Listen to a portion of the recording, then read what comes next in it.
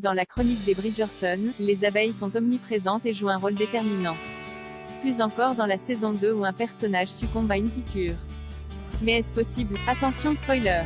Cet article contient des éléments clés de l'intrigue de la saison 2 de la chronique des Bridgerton. Si vous ne l'avez pas encore vu, ne lisez pas ce qui suit. Si vous avez vu l'épisode 3 de la saison 2 de la chronique des Bridgerton, alors vous savez qu'Edmund Bridgerton, Rupert Evans, le patriarche de la famille Bridgerton, est mort tragiquement d'une piqûre d'abeille devant son fils Anthony, Jonathan Bailey, qui n'était alors qu'un tout jeune homme. De cette scène se pose une question, peut-on mourir si rapidement d'une piqûre d'abeille? Dans la série, cela prend à peine une minute.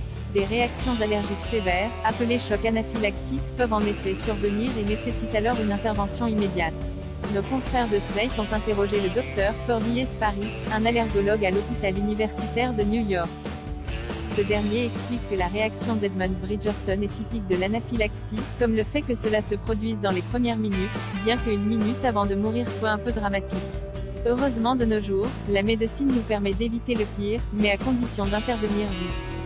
Un dispositif médical d'injection, appelé EpiPen aux États-Unis, qui contient de l'épinéphrine peut arrêter l'anaphylaxie si la personne se l'injecte elle-même ou quelqu'un d'autre lui portant assistance.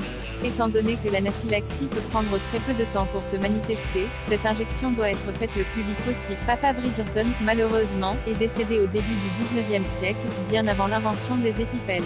Ces derniers n'ont été inventés qu'au milieu des années 1970 et approuvés par la FDA, Food and Drug Administration, l'équivalent américain de notre Agence nationale de santé du médicament, ANSM, qu'à la fin des années 1980. Quant au terme allergie, il n'a été inventé qu'au début du XXe siècle en 1906. Edmund Bridgerton n'avait donc aucune chance. D'après le docteur Parry, il existe d'autres moyens d'aider un patient en plus de l'épinéphrine, comme fournir des stéroïdes ou des antihistaminiques, mais ceci n'était également pas d'actualité à l'époque. Désormais vous savez ce qu'il vous reste à faire après une réaction vive à une piqûre d'abeille, allez au plus vite à l'hôpital ou dans une pharmacie.